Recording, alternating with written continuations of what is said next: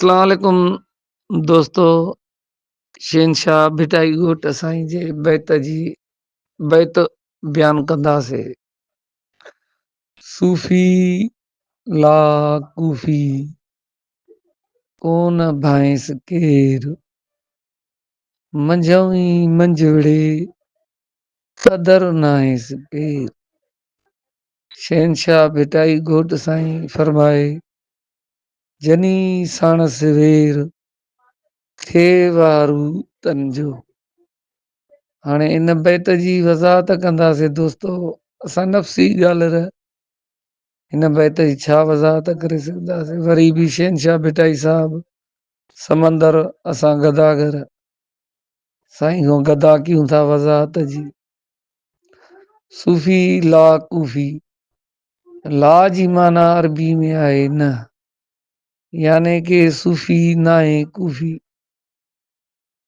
भिटाई साहब फरमाए थो, कोन भांइस केर। सूफ़ी होॾ वॾाई तकबर मुतकबिरी फसाद शिर इन खां पासीरो हूंदो आहे। मुतकबिरी होॾ वॾाई ख़ुदा जी बयान कंदो आहे। पोइ इन करे हिनखे कोई कुझु भाईंदो ई न आहे, सम्झंदो ई न आहे, छो जो ही मोहबती ख़्याल में हूंदो आहे। होॾ वॾाई तकबर मुतकबिरी खां पासीरो हूंदो आहे, फसाद खां पासीरो हूंदो आहे। शराफ़त अशराफ़ी आदत हूंदी अथसि, मोमिनी ख़्याल में हूंदो आहे। पोइ हिनखे कोई कुझु भाईंदो ई न आहे, सम्झंदो ई न आहे। अॼु जी दुनिया बदमाशनि जी दुनिया आहे। शरीफ़ मोमिन ख़्याल खे हर को चढ़ियो ईंदो आहे। पोइ इन करे हिनखे कोई कुझु न भाईंदो आहे सूफ़ी। ऐं इन सूफ़ी चवंदो आहे त कोई मूंखे कुझु भाए, कुझु सम्झे, सभु कुझु अलाह खे सम्झे।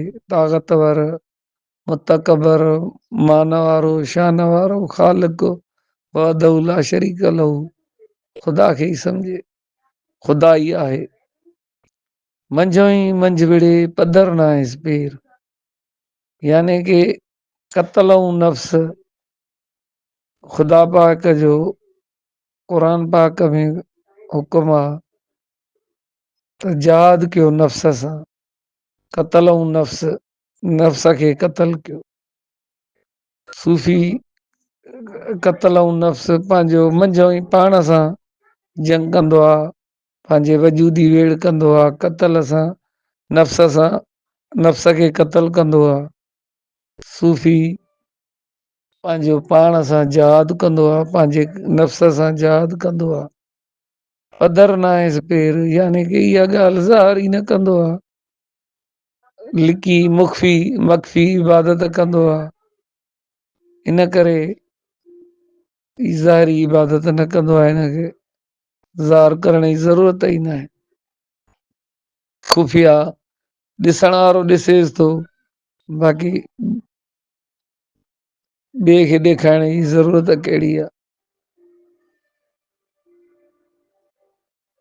जनी साणस वेर थे वारू तंजो, जेको बि हिन सां वेर रखंदो आहे, दुश्मनी रखंदो आहे, अदावत रखंदो आहे, पोइ बि हुनजी वार कंदो आहे, हुन सां मोहबत कंदो आहे। ख़ुदा जी मुसवरी आहे इंसान बंदो, मुसवरी सां सूफ़ी प्यार कंदो आहे, हुन सां जंग अदावत फसाद न कंदो आहे। हिनखे जुगाए ई नथो ख़ुदा जी मुसवरी सां प्यार करण जो हुकुम आहे ख़ुदा जो क़ुरान पाक में। त पाण में मोहबत करे हलो, मुस्लमान इंसानियत सां प्यार कयो, इंसान सां प्यार कंदो आहे, ही वार कंदो आहे दुश्मन सां बि। अदावत मोहबत कंदो आहे, अदावत खे मोहबत कटे विझंदी आहे। छो जो अलाह पाक सिरात मुस्तक़ीम ते इनाम रखिया आहिनि।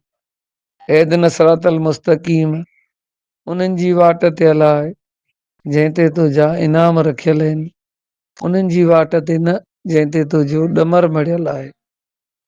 ख़ुदा पाक जा जेके फर्मा बरदार बंदा आहिनि, ख़ासि बंदा अथसि, जेके हुकुम ते हलियसि क़ुरान पाक में जेको बि हुकुम कयईं उन हुकुम तहत हलिया,